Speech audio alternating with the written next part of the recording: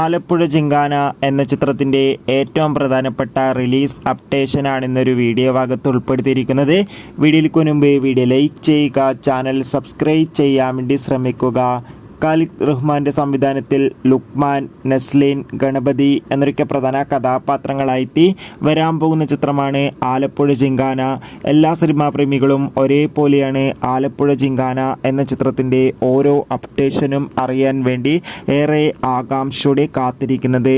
ചിത്രത്തിൻ്റെ official first look പോസ്റ്ററിനൊക്കെ മികച്ച അഭിപ്രായം തന്നെ സ്വന്തമാക്കാൻ വേണ്ടി സാധിച്ചിട്ടുണ്ടായിരുന്നു.